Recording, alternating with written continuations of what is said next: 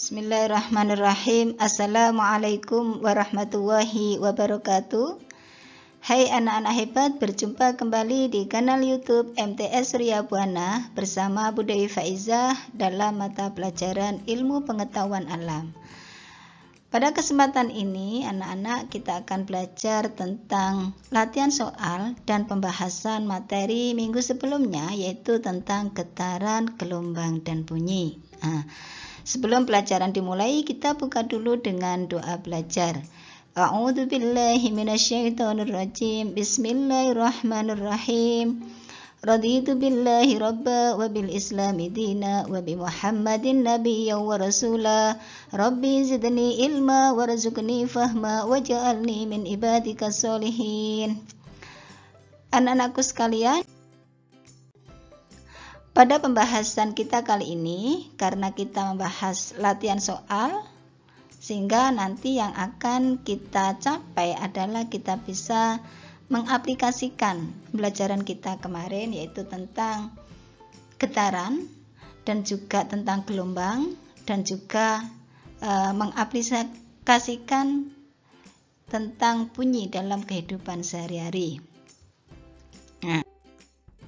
Nah, pertama anak-anak kita membahas latihan soal tentang getaran pada bandul. Nah, perhatikan anak-anak ya. Di sini ada bandul R dan bandul S. Nah, bandul S ini memiliki panjang tali 30 cm anak-anak ya. Jadi ini memiliki panjang tali 30 cm.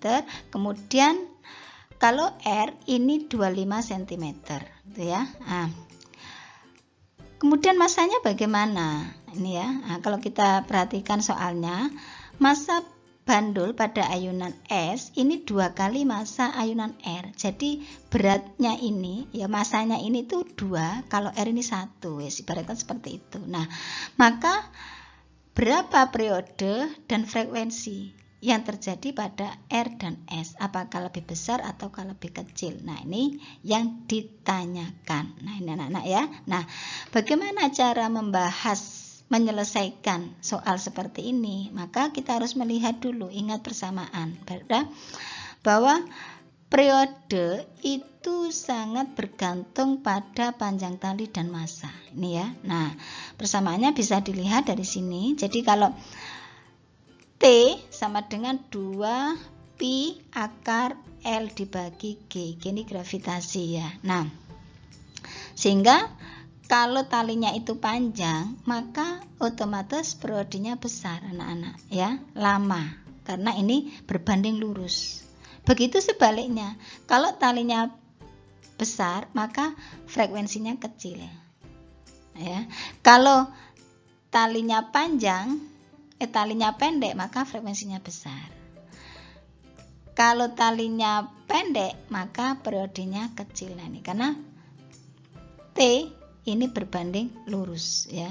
Nah, kemudian bagaimana dengan massa? Nah, kalau massa ini juga berbanding lurus dengan periode. Jadi kalau massanya besar, maka periodenya besar. Kalau massanya kecil, maka periodenya kecil. Nah, sebaliknya, kalau massanya besar, maka frekuensinya kecil. Nah, ini anak-anak ya. Nah, sehingga dari persamaan ini tuh bisa ya, langsung dijawab. Berarti kira-kira pada bandul R ini lebih besar mana periodenya dengan bandul S? Nah, ini ya. Nah, kalau melihat talinya, maka bandul S ini periodenya lebih besar daripada bandul R. Nah, ya. Tapi bagaimana dengan massanya? Nah, ini ya. Nah, ini perlu diperhatikan lagi. Jadi panjang tali dan massa bandul sebanding dengan periode getaran bandul. Simpangan getaran tidak berpengaruh pada periode atau frekuensi getaran. Nah, periode dan frekuensi ini kan berbanding terbalik. Jadi tadi bisa disimpulkan ya, ketika bandul S itu talinya panjang dan massanya lebih besar dibanding dengan bandul R yang talinya pendek, massanya kecil, maka bandul tersebut memiliki hubungan ya. Periode bandul R itu kurang dari periode bandul S. Dan frekuensi bandul R itu lebih besar dibanding frekuensi bandul S. Nah, ini anak-anak ya, ini bisa dilihat dari tadi persamaan yang Bu Dewi tuliskan ini, bahwa periode itu berbanding lurus dengan panjang tali. Kemudian kalau T itu juga berbanding lurus dengan massa. Tapi sebaliknya, frekuensi itu berbanding terbalik dengan panjang tali, dan frekuensi juga berbanding terbalik dengan massa. Nah, ini anak-anak, sehingga kita bisa menjawab permasalahan yang pertama. Nah, tadi ini ya ada persamaan. K itu apa? K ini adalah konstanta, G ini gravitasi, L tadi ini panjang tali, dan M ini adalah massa. Nah, ini anak-anak terkait dengan persamaan ini tadi. Berikutnya masih bandul ya. Nah, di sini bandul ini dipukul gitu ya, kemudian bergetar ke kanan dan ke kiri ya. Yang simpangan bakunya, simpangan amplitudonya ini 5 cm, 5 cm. Nah, ke sini kan simpangannya. Dalam waktu 5 detik, bandul berayun 100 kali. Maka frekuensi dan amplitudo bandul adalah, nah ini ya, yang ditanyakan adalah F dan A. Nah, bagaimana ini jawabannya? Disuruh milih apakah A, B, C, atau D. Nah, kita bahas anak-anak. Diketahui apa? Diketahui waktu berarti T kecil ini 5 detik ya. Kemudian berayun 100 kali N ini 100. Nah, yang ditanyakan apa? Ditanyakan adalah F. Nah, ini ya, F dan A amplitudo. Kemudian frekuensi itu kan merupakan banyaknya getaran yang terjadi selama detik, selama sekon ya. Jadi ini sudah bisa diketahui. Kenapa? Karena frekuensi itu merupakan banyaknya getaran yang terjadi selama sekon. Nah, getarannya tadi adalah 100 dan waktunya adalah 5 detik. Maka frekuensinya itu sama dengan 100 dibagi 5. Berarti 20 Hz. Nah, ini ya anak-anak tentang frekuensi. Bagaimana dengan amplitudonya? Nah, ingat, amplitudo itu adalah simpangan terjauh dari titik setimbang. Nah, ini ya. Jadi amplitudo itu adalah simpangan terjauh dari titik seimbang. Jadi, dalam menentukan amplitudo bisa dengan perhatikan gambar bandul pada soal, yaitu berapa ini? 5 cm. Nah, ini ya. Jadi amplitudonya adalah 5 cm. Selanjutnya soal yang ketiga. Nah, ini tentang gelombang, anak-anak agak sulit ini ya. Nah, perhatikan di sini ada gambar sumbu ini ke atas ya. Panjangnya 2 cm, kemudian yang horizontal ini 30 cm ya. Nah, kemudian ada gelombang 2 bukit dan 1 lembah. Nah, ini ya. Jadi ada bukit E, bukit G, kemudian lembah F. Ini ada 2 bukit lembah. Nah, dari gambar ini ya, di sini ada angka-angka ya. Nah, bukit E ini memiliki ketinggian 2 cm anak. Nah, inilah yang nanti disebut dengan simpangan terjauh ya, simpangan terjauh yaitu 2 cm. Kemudian waktu ya yang dibutuhkan untuk sampai kepada ini 2 bukit 1 lembah ini adalah 2,25 detik. Nah, kalau kita perhatikan dari gambar ini ya, berapa jumlah gelombang pada gambar di atas? Nah, ditanyakan adalah berapa jumlah gelombang. Masih ingat kita bahwa satu gelombang itu ada 1 bukit 1 lembah. Kalau ini ada 2 bukit 1 lembah, berarti jumlah gelombangnya adalah 1,5. Ya, jadi ini ya. Nah, ini berapa jumlah gelombang? Nah, ini sudah bisa diketahui yaitu 1,5. Kemudian tentukan amplitudo gelombang. Nah, perhatikan tadi soal sebelumnya di situ ada simpangan terjauh. Simpangan terjauh itu sama dengan amplitudo. Berarti amplitudonya juga sudah bisa diketahui yaitu 2 cm. Nah, ini ya Nana, amplitudo gelombang 2 cm. Kemudian pertanyaan berikutnya, tentukan periode gelombang. Nah, periode gelombang berarti yang ditanya adalah T besar. Nah, untuk mencari T besar itu sama dengan waktu dibagi banyaknya gelombang ya. Nah, satu periode tadi ya, periode berarti waktu dibagi banyak gelombang. Nah, waktunya berapa? Waktunya adalah di sini diketahui 2,25 detik. Kemudian gelombangnya ada 1,5. Nah, ini berarti periode itu sama dengan waktu dibagi gelombang. Berarti sama dengan 2,25 dibagi 1,5 sama dengan 1,5 detik. Nah, ini anak-anak ya, tentang periode gelombang dari gambar ini. Berikutnya, yang ketiga ditanyakan adalah tentukan panjang gelombang. Nah, panjang gelombang berarti lambda. Panjang gelombang ini dapat dihitung dengan cara membagi jarak dengan jumlah gelombang anak-anak. Nah, jaraknya berapa? Jaraknya dari titik ini 0 sampai ke sini. Berarti sini ada 30 cm. Ingat, jarak satuannya meter. Berarti 30 cm dijadikan meter. Ada 0,3 ya. Nah, ini ya. Jadi lambda itu adalah jarak dibagi jumlah gelombang. Jaraknya 0,3 meter, jumlah gelombangnya 1,5. Ketemulah 0,2 meter. Nah, ini panjang gelombangnya ya, atau lambda. Kemudian yang E, tentukan cepat rambat gelombang. Masih ingat cepat rambat gelombang tadi lambangnya adalah V. Nah, cepat rambat gelombang V sama dengan lambda kali F. Nah, karena F-nya ini belum diketahui maka harus dicari dulu. F tadi sama dengan jumlah gelombang dibagi waktu. Berarti 1,5 dibagi 2,25 yaitu 0,6 Hz ini ya, 0,6 Hz.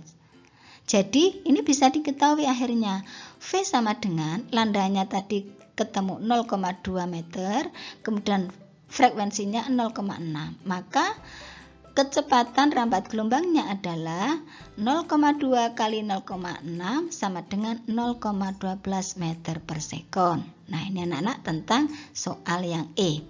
Berikutnya, tentukan jumlah gelombang selama 2 menit. Nah, gelombang selama 2 menit. Nah, padahal di sini diketahui kalau gelombangnya itu 1,5, waktu yang dibutuhkan adalah 2,25 detik. Nah, berapa gelombang kalau waktunya itu sampai 2 menit. Nah, ini anak-anak ya. Jadi jumlah gelombang selama 2 menit. Nah, padahal dalam soal diketahui 1,5 gelombang itu butuh waktu 2,5 detik.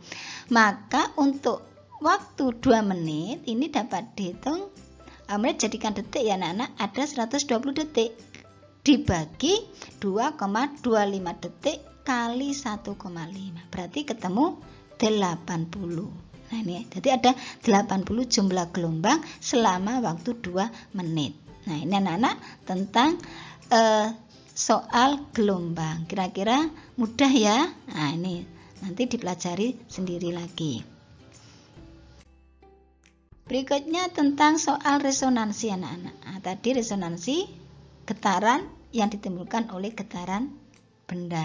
Gitu ya. Nah, di sini ada soal sumber bunyi beresonansi ke 1 kali pada ketika tinggi kolom udara 50 cm. Jika frekuensi sumber bunyi adalah 250 Hz, maka hitunglah berapa panjang gelombangnya dan panjang kolom ketika terjadi resonansi ya. Jadi panjang kolom ketika terjadi resonansi. Nah, ini anak-anak, bagaimana yang diketahui ini apa? Yang diketahui adalah kolom udara L berarti 50 cm. Jadikan meter dulu ya, 0,5 meter. Nah, kemudian frekuensinya 250 Hz. Nah, kemudian ditanyakan apa? Yang ditanyakan adalah panjang gelombang dan panjang kolom ketika sampai pada kolom ketiga ketika n-nya itu 3. Nah, ini anak-anak. Nah, pembahasannya kita pakai persamaan ini. L sama dengan 2N dikurangi 1 kali 1/4 lambda ya. Nah, ini jawabnya. Kita cari L dulu pada saat tadi berapa ya? Pada saat ini ya, kita cari panjang gelombang dulu ya. Yang ditanyakan adalah panjang gelombang ya. Karena yang diketahui ini adalah L, maka kita tulis persamaannya di sini ya. L sama dengan 2N dikurangi 1 kali 1/4 lambda ya. Nah, L-nya berapa? L-nya tadi 0,5 meter ya. Sama dengan 2, N-nya adalah 1 dikurangi 1 kali 1/4 lambda ya. Nah, karena tadi ini kan terjadi pada resonansi pertama ya. Nah, 1 kali ya ketika tinggi kolom ini. Kemudian 0,5 meter sama dengan 1 kali 1/4 lambda. Nah, maka di sini bisa diketahui landanya berapa. Berarti landanya sama dengan 0,5 meter kali 4 anak-anak. Nah, berarti landanya sama dengan 2 meter. Jadi panjang gelombangnya sama dengan 2 meter. Nah, jadi kita tinggal masukkan angka-angkanya di sini di persamaan. L sama dengan 2N dikurangi 1 kali 1/4 lambda atau lambda per 4. Kemudian berikutnya ditanya adalah L pada saat ketiga ya, pada saat panjang kolom ketiga. Nah, ini ya, pada panjang kolom ketiga. L sama dengan N, berarti N-nya itu 3 anak ya di sini ya. Nah, kita tinggal masukkan angkanya.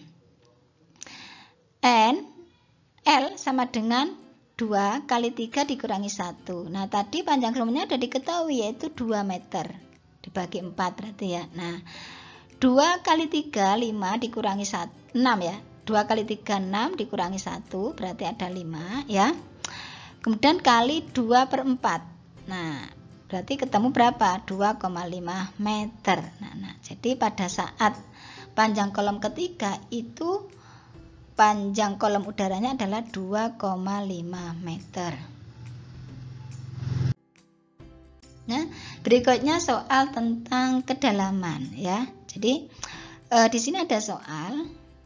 Selo sedang berdiri di depan gedung karena melihat tikus.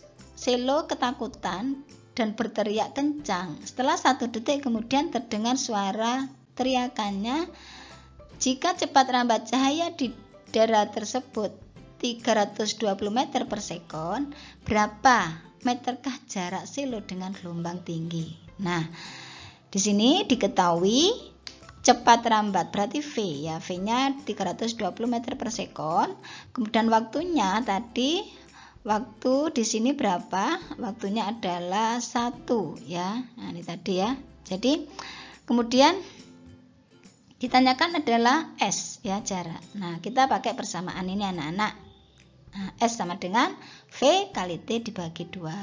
Nah, sehingga kalau kita cari jawabannya maka ini kita tinggal masukkan angkanya. S sama dengan V kali T dibagi 2 ya. V-nya 320, T-nya adalah 1, maka ketemulah S sama dengan 160 meter ya. Jadi jarak ya, jarak selo dengan gedung itu 160 meter. Nah, berikutnya tentang masih kedalaman ya atau jarak. Ini kita mengukur kedalaman berarti ya. Nah, untuk soal ini perhatikan, sebuah kapal memancarkan sinyal bunyi ke dasar laut P dan Q. Bunyi pantul dari Q itu diterima setelah 2,5 sekon, sedangkan bunyi pantul dari P itu diterima setelah 3 sekon. Jika cepat rambat bunyi di air laut adalah 1400 meter per sekon, maka berapa kedalaman P dan Q? Nah, ini anak-anak, berarti yang diketahui adalah T pada saat Q ya. Kemudian T pada P ya ada 25 dan 3, kemudian V-nya 1400. Ditanyakan adalah jarak P dan jarak Q. Nah, ini ya. Jadi kita harus mencari satu-satu anak-anak ya. Jarak P berarti kecepatan P kali T. T-nya adalah 3, maka 1400 kali 3 dibagi 2, ketemu 2100 meter. Kemudian kalau jarak Q ini T-nya adalah 2,5 ya, berarti 1400 kali 2,5 dibagi 2, ketemu 1750 meter. Nah, ini anak-anak tentang kedalaman P dan Q. Kemudian soal berikutnya untuk mengukur jarak antar dua tebing ya. Nah, di sini misalkan ada anak bernama Anton berteriak di antara tebing yang tinggi seperti gambar di bawah ini. Ia mendengar dua bunyi pantul, tadi kan teriak ya. Nah, pantulan pertama terdengar setelah 0,8 sekon, sedangkan bunyi pantul kedua terdengar setelah 1,2 sekon. Jika cepat rambat bunyi 340 meter per sekon, maka jarak kedua tebing tersebut adalah, nah ini anak-anak, diketahui waktu ya di tebing pertama, waktu di tebing kedua ya. Kemudian V-nya 340 meter per sekon. Ditanya S. Nah, ini juga harus dicari masing-masing, kemudian dijumlahkan anak-anak. Nah, ini ya ketemu kecepatan ya S, maksudnya pantul, jarak pantul kecepatan pada pertama itu ketemu 340 kali 0,8 bagi 2 ditambah 340 kali 1,2 dibagi 2, sehingga jarak antar dua tebing ini adalah 340 meter per 340 meter ya, karena tanya adalah jarak. Nah, ini anak-anak sama seperti soal sebelumnya tadi. Nah, itu anak-anak pemahaman tentang materi kita minggu yang lalu, getaran, gelombang, dan bunyi, yang itu kemudian diaplikasikan dalam permasalahan kehidupan tadi dengan contoh kasus-kasus di dalam soal tadi. Demikian yang dapat kita pelajari. Semoga bermanfaat. Wassalamualaikum warahmatullahi wabarakatuh.